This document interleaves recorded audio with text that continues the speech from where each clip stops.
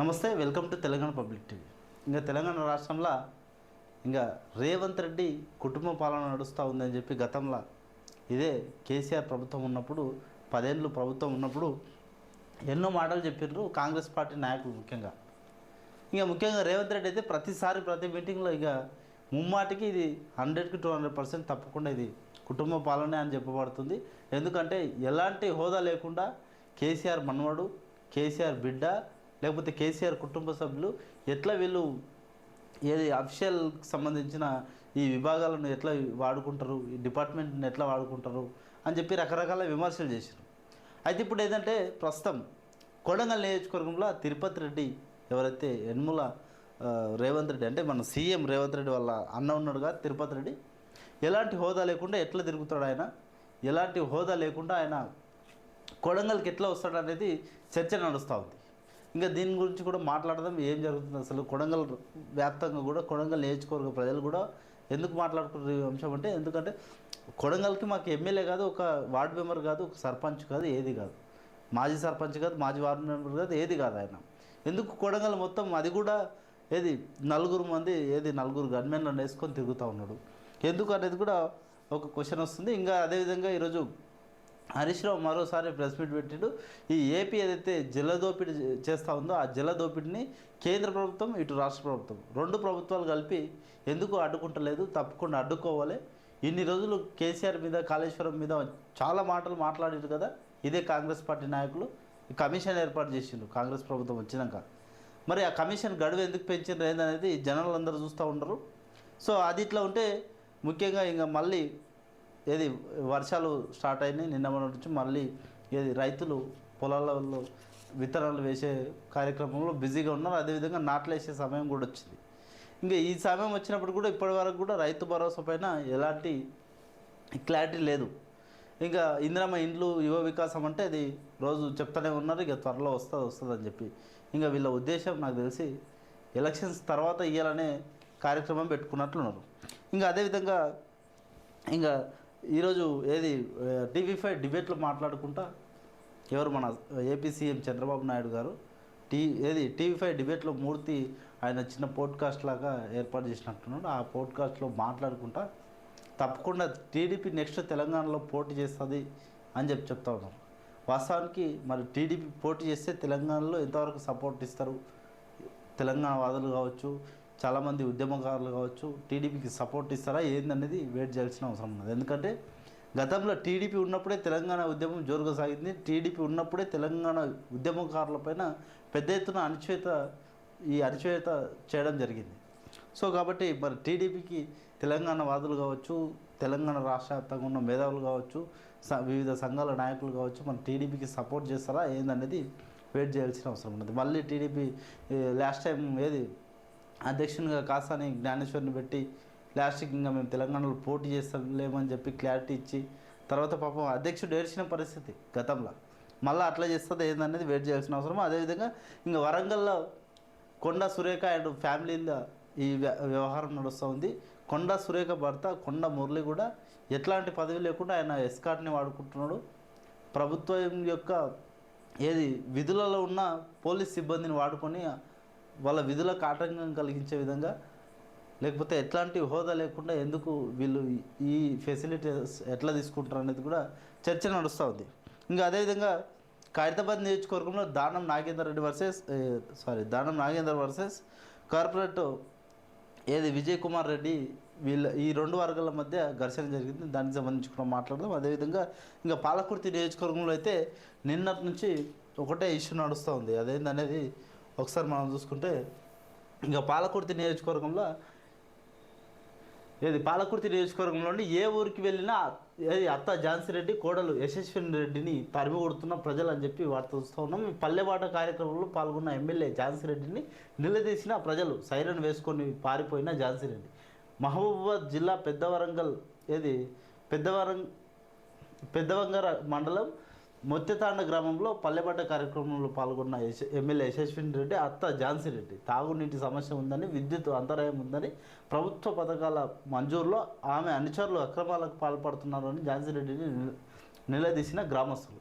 దీంతో అక్కడే ఉండి దాడి చేసే ప్రమాదం అక్కడే ఉంటే దాడి చేసే ప్రమాదం ఉందని చెప్పి భయపడి సైరన్ వేసుకొని పారిపోయిన ఝాన్సీ రెడ్డి అని చెప్పి వార్త వస్తున్నాం. ప్రజా సమస్యలు విననప్పుడు, ప్రజల కష్టాలపై స్పందించినప్పుడు పల్లెబాట కార్యక్రమం ఎందుకు నిర్వహించారు అని చెప్పి ఆగ్రహం వ్యక్తం చేస్తున్నారట ఏది గ్రామ ప్రజలు.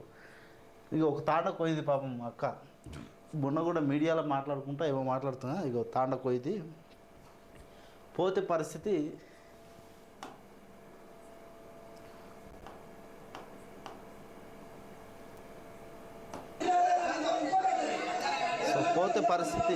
తాండ కోతే పరిస్థితి ఎట్లా ఉందంటే ఒకసారి మనం చూడవచ్చు క్లియర్గా.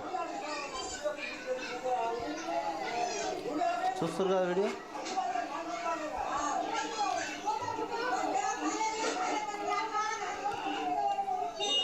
అక్కడ తాండా ప్రజలు మొత్తము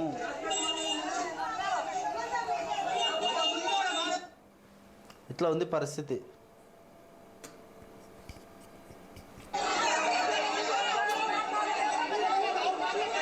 సో 6 గ్యారెంటీలు చెప్పారు, రకరకాల హామీలు ఇచ్చారు కదా ఎవరు, ఇదే కాంగ్రెస్ పార్టీ అధికారంలోకి వచ్చిన తర్వాత. ఇంకా చాలా వార్తలు ఉన్నాయి, చూద్దాం, చూసే ప్రయత్నం చేద్దాం.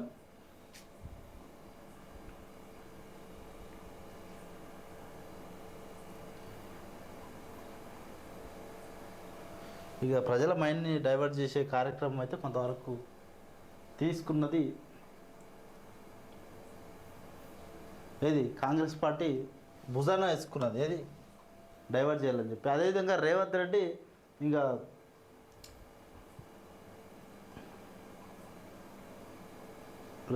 అల్లు అర్జున్ రేవంత్ రెడ్డికి హగ్ ఇచ్చినట్ట, దానికి సంబంధించి వైరల్ అవుతా ఉంది.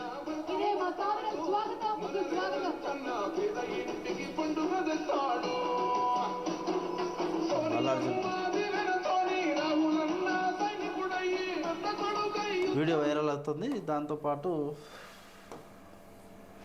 వచ్చే ఎన్నికల్లో టీడీపీ పోటీ చేస్తుందని చెప్పి ఏపీ సీఎం చంద్రబాబు చెప్తున్నాడు. దానికి జాతీయ పార్టీ కొంత ఇబ్బందులు వచ్చినా దాన్ని ముందు తీసుకెళ్తాం అండమాన్. ఓకే, ఇట్లా ఉంటే ఒకసారి దిశ పేపర్లో కొంతవరకు ఈ దిశ పత్రిక ప్రభుత్వానికి పాజిటివ్గా ఉన్న కొన్ని వార్తలు, పనికొచ్చే వార్తలు కూడా రాస్తుంది అని చెప్పి నమ్మకం. సో ఒకసారి దిశ పత్రిక చూసే ప్రయత్నం చేద్దాం. నో పవర్ నో ట్రస్ట్ అట, గోయింగ్ డౌన్. ఇక ఎయిర్ ఇండియాకి సంబంధించిన అయితే మొన్న జరిగిన ఇష్యూకి సంబంధించిన వార్తని హైలైట్ చేసింది. ఇక ఏటీసీతో ఎయిర్ ఇండియా ఫ్లైట్ పైలట్ చివరి సంభాషణ తాజాగా సోషల్ మీడియాలో వైరల్ అవుతుంది. అంటే A171 సర్వీసులకు బ్రేక్, ఎయిర్ ఇండియా కీలక ప్రకటన. ఇక last no power no trust అని చెప్పి గోయింగ్ డౌన్ అని చెప్పి ఏది ఏటీసీతో ఎయిర్ ఇండియా ఫ్లైట్ పైలట్ చివరి సంభాషణ చేసినట్టు దానికి సంబంధించిన అంశం హైలైట్ చేసింది. అదేవిధంగా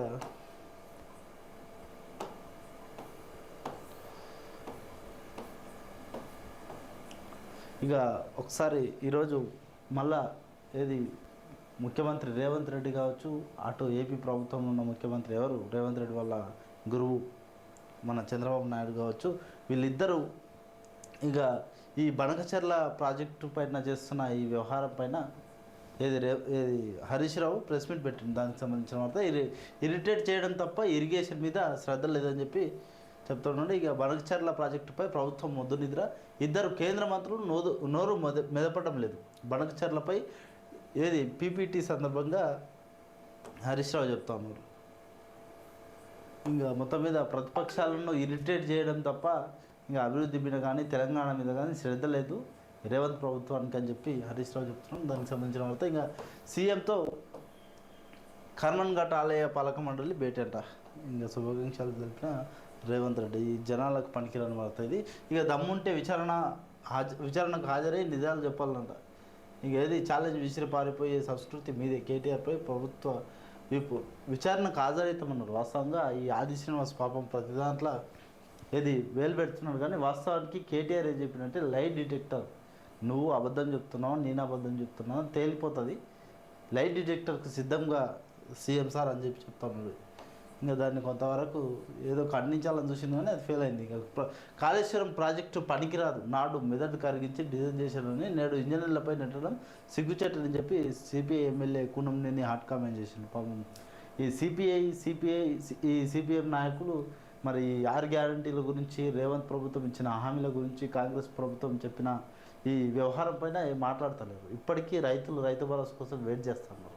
సరే కమిషన్ ఏర్పాటు చేసిండ్రు, ఇంకా దాని పని అది చేసుకుంటుంది. ఆయన ఎవరిపైన నెట్టిన కూడా నిజాలు మాత్రం మారవు కదా. కమిషన్ ఏర్పాటు చేసిందే నిజాలు ఏందనేది నిర్ధారణ చేయడానికి, కమిషన్ ఏర్పాటు చేయింది ఎవరు దోషులు అనేది తేల్చడానికి. అటువంటిప్పుడు కమిషన్ పని కమిషన్ చేస్తుంది. కానీ మీరు రాజకీయం చేయడం, దాన్ని బయటికి తీసుకొచ్చి జనాల నెత్తుల మీద రుద్దడం ఎంతవరకు కరెక్ట్? జనాలకు అవసరమైన మాట్లాడండి. జనాలకు ఈ కాళేశ్వరంలో సరే ఈ వాస్తవానికి తెలంగాణ రాష్ట్ర ప్రజల ఆస్తిని ధ్వంసం చేసిండు, లేకపోతే ఆర్థికంగా దివాలా తీసింది, ఇవన్నీ మాటలు ఎందుకు మాట్లాడినంటే గతంలో కేసీఆర్ చేసినందుకే మాట్లాడినని చెప్పి రేవంత్ రెడ్డి చెప్తున్నాడు. కానీ వాస్తవానికి సరే గతంలో మీరు అధికారంలో లేనప్పటికీ కూడా బట్టి విక్రమార్క గారు స్వయంగా అసెంబ్లీలో చెప్పిండు, ఆర్థిక పరిస్థితి పైన మాకు పూర్తి అవగాహన ఉంది అని చెప్పి టీవీ డిబేట్లలో చెప్పిండు. ఇవన్నీ పక్కన పెడితే ఇప్పుడు మీరు ఇచ్చిన 6 గ్యారెంటీలు ఎట్లా ఇచ్చారు అంటే ఇవన్నీ అంచనా వేయకుండా ఇచ్చినా, అప్పు పుడతలేదని చెప్పి తెలంగాణ రాష్ట్రం యొక్క పరిస్థితి బాగాలేదని చెప్పి వీరే బహిర్గతంగా ప్రకటించి తెలంగాణ రాష్ట్ర ఇజ్జత్ తీస్తున్నారు. ఇది ఎట్లా పుడుతుంది అప్పు? సో మొత్తం మీద ఇట్లా అయింది. ఇక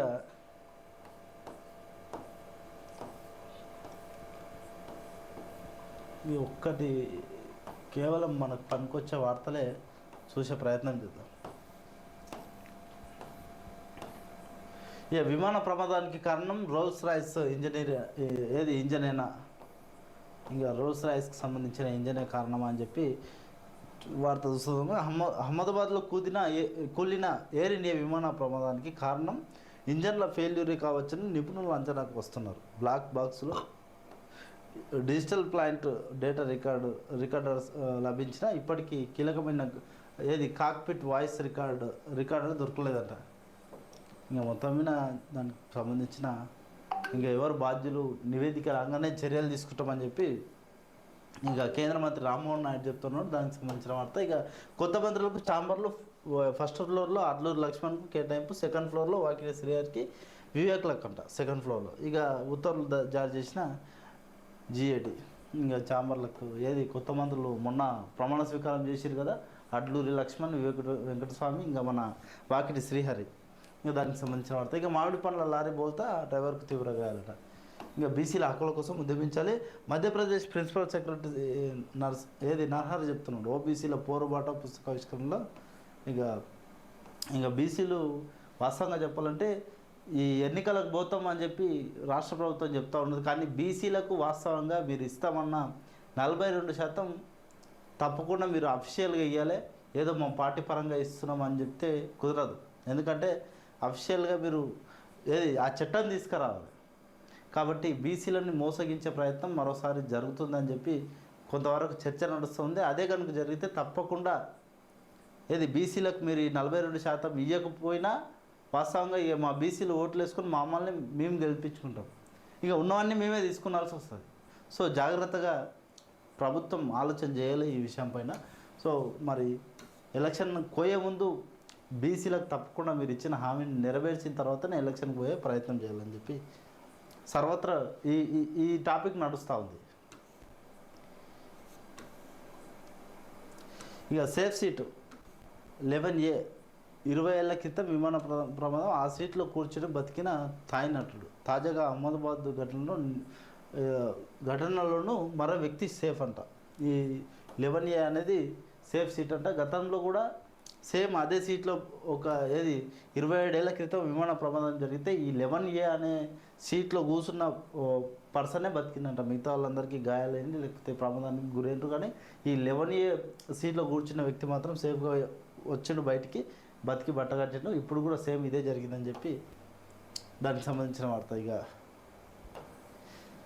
సికింద్రాబాద్లో భారీ ట్రాఫిక్ జామ్, ప్యారడైజ్ ఫ్లైఓవర్ వద్ద ఢీకొన్న కార్లు, 2 డ్రైవర్లకు గాయాలుంటాయి. ఇంకా సో ఖైరతాబాద్ సమావేశంలో రసాబస ఎమ్మెల్యే దానం కార్పొరేటర్ విజయారెడ్డి వర్గీలో వాగ్వాదం. ఇక తెలంగాణ రాష్ట్రంలో పాపం కాంగ్రెస్ పార్టీ గెలిచిన తర్వాత కాంగ్రెస్ పార్టీకి సంబంధించిన నాయకులు గెలిచిన అనే సంతోషం ఉందో లేదో తెలియదు, కానీ గెలిచిన అనే సంతోషం కన్నా కొట్లాడలే ఎక్కువవుతున్నాయి పాపం. ఇంకా ఈ అక్షర చిట్స్ ఆఫీస్ ఎదుట బాధితుల ఆందోళన న్యాయం చేయాలని డిమాండ్ లక్షలు వసూలు చేసి చేతులు ఎత్తేసారు. మరి వీళ్ళపైన ఎందుకు చర్యలు తీసుకుంటలేరు? ఒక్క సీఎం మాట్లాడాడు, లేకపోతే ఒక నాయకుడు అధికార పార్టీలో ఉన్న ప్రజాప్రతినిధులు ఎవరు మాట్లాడరు మేము అండగా ఉంటాం, వాళ్ళపైన చర్యలు తీసుకోవాలని చెప్పి. ఎందుకంటే ఇక పనికిరాని విషయాలు, జనాలకు అవసరం లేని విషయాలు మాట్లాడుతూ ఉంటారు కాబట్టి అవి అవసరం లేదని చెప్పి కొట్టుపాటిస్తారు కావచ్చు. ఇక దయ్యాలే దోస్తులు అయినరా అని చెప్పి కవిత తాజా వ్యాఖ్యలపై నెటిజన్లో ట్రోల్స్ చేస్తూ ఉన్నారట. ఇంక ఈ వార్త ఓకే. ఇక మొన్న దయ్యాలు ఉన్నారు కేసీఆర్ చుట్టూ అవన్నీ వ్యాఖ్యలు చేశాను, దానికి సంబంధించింది. ఇంక ఇందిరమ్మ ఇండ్లకు ఇసుక ఉచితమంట. 8 ట్రాక్టర్ల మేర అందజేస్తున్నాం, మహిళా సంఘాల ద్వారా ₹1,00,000 రుణమంట ఎక్స్ వేదికగా వెల్లడించిన పూర్ణం. ఇక మీరు ఇచ్చే ఇందిరమ్మ ఇంట్లో వస్తాయా రావో తెలియదు, కానీ ఈ వాట్సాప్లల్లో ఫేస్బుక్లలో మెసేజ్లు అయితే నిండిపోతున్నాయి. వాస్తవంగా చెప్పాలంటే వాస్తవంగా వస్తే బాగుండు, కానీ మరేంది పరిస్థితి అనేది తెలియదు. ఇంకా సో ఈ గద్దర్ ఫౌండేషన్కి 3 కోట్లను నిధులు మంజూరు చేస్తూ స్పెషల్ సిఎస్ ఉత్తర్వులు. ఇక ప్రభాకర్ రావు మూడోసారి ఫోన్ ట్యాపింగ్ కేసులో సిట్ ఎదుట హాజరైందంట. ప్రణీత్ రావు స్టేట్మెంట్ ఆధారంగా విచారణ. ఇంక ఈ ప్రణీత్ రావు అనేట ఆయన ఏం చెప్పిండు ఏందనేది దానిపైన విచారణ చేశారంట. మరి ఏం చేస్తారేందనేది వెయిట్ చేయాల్సిన అవసరం. ఇంక బీర్ల ఐలే ఇంట్లో 10 మనిషి ఆత్మహత్య, అప్పుల బాధతో రవి బలవన్మరణం. యాదగిరి టౌన్లో ఘటన. ఇక రెండో రోజు ఏఐజీ ఆసుపత్రికి కేసీఆర్ హెల్త్ చెకప్ కోసం వెళ్ళిన గులాబీ బాసు, వెంటే ఉన్న కేటీఆర్ హరీష్ రావు. ఇంకా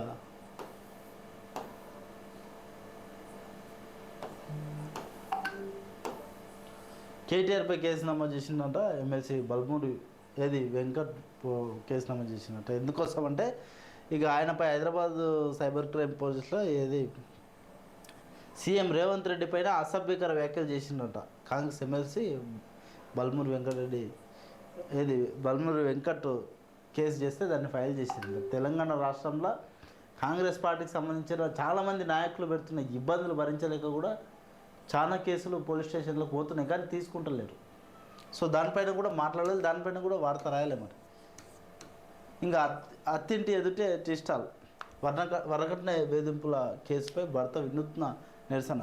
కేసు ఫైల్ నెంబర్నే టీ హోటల్కు పెట్టిన బాధితుడు. ఇక 498A అట.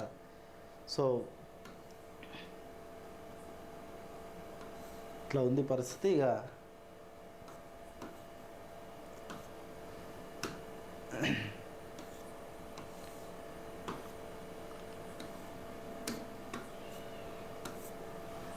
సో ముఖ్యంగా మరో విషయం ఏంటంటే తెలంగాణ రాష్ట్రంలో ఇంకా పాఠశాలలు స్టార్ట్ అవుతున్నాయి కదా, స్కూళ్ళు. ఈ ప్రైవేట్ పాఠశాలలకు సంబంధించిన చాలామంది యాజమాన్యాలు అయితే ప్రైవేట్ పాఠశాలలు, ప్రైవేట్ కాలేజీలకు సంబంధించిన స్కూళ్ళు అయితే పెద్ద ఎత్తున ఫీజులు పెంచేస్తున్నాయి. ఇంకా ఫీజుల నియంత్రణ కూడా జరగాలి. ఎందుకంటే ఆ ఫీజుల వల్ల చాలామంది తల్లిదండ్రులు భరించలేకపోతున్నారు. పిల్లల్ని గవర్నమెంట్లో చదివించాలంటే కొంతవరకు ఈ ప్రస్తుతం ఉన్న ప్రభుత్వం పూర్తి స్థాయిలో విద్యా వ్యవస్థని నిర్వీర్యం చేసిందనే చర్చ నడుస్తూ ఉంది. తల్లిదండ్రులు తమ పిల్లల్ని ప్రైవేట్ స్కూల్లో చదివిస్తేనే బాగుంటుందేమో అనే ఆలోచనతో ఉన్నారు. ఎందుకంటే ఈ రాజకీయ నాయకులు అందరు కలిసి వాళ్ళ పిల్లల్ని కూడా ప్రభుత్వ స్కూళ్ళలో చదివిస్తే అప్పుడు సామాన్య ప్రజలకు ఏదైనా కొంతవరకు నమ్మకం వస్తుంది ప్రభుత్వ పాఠశాలలపైన. ఇంకా మీరే కార్పొరేట్ స్కూళ్ళలో మంచి నిన్ననే కేటీఆర్ హైదరాబాద్లో మంచి కార్పొరేట్ స్కూల్లో వాళ్ళ కొడుకుని జాయిన్ చేస్తూ ఉన్నారు. మరి అప్పుడు మన ప్రభుత్వ పాఠశాలలో చదువుకోవాలి, మేము మంచిగా సపోర్ట్ చేస్తాం, అది చేస్తాం అనేటోళ్ళు మీరే మీ పిల్లల్ని ప్రభుత్వ స్కూళ్ళలో చదివించవచ్చు కదా.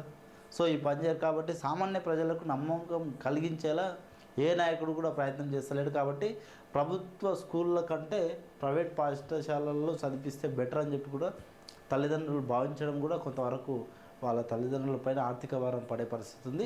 అదేవిధంగా మరోసారి చెప్తా ఉన్నాం, తెలంగాణ రాష్ట్రంలో ఇప్పటికే వర్షాకాలం వర్షాలు వస్తూ ఉన్నాయి నిన్నటి నుంచి ఈ రోజు నుంచి.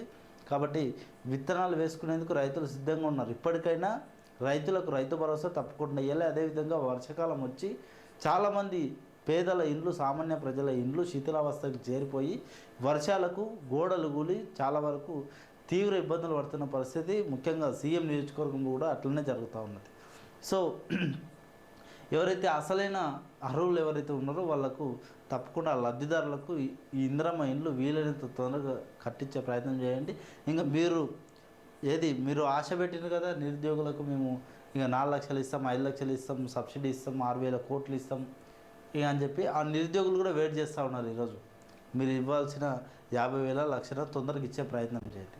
ఇంకా 6 గ్యారెంటీల విషయం అయితే ఇక మొత్తం తెలంగాణ రాష్ట్ర వ్యాప్తంగా వెయిట్ చేస్తూ ఉంటారు. కాబట్టి ఇప్పటికైనా కాంగ్రెస్ పార్టీకి సంబంధించిన నాయకులు కళ్ళు తెరిచి మీరు ఇచ్చిన హామీలు నెరవేర్చే ప్రయత్నం చేయండి. ముఖ్యంగా ఈ టాపిక్ డైవర్ట్ చేసే పాలిటిక్స్ వదిలేసి కొంతవరకు ప్రజలకు పనికొచ్చే ఈ వ్యవహారంలో కాకపోతే ప్రజలకు మీరు ఇచ్చిన హామీల గురించి మాట్లాడండి.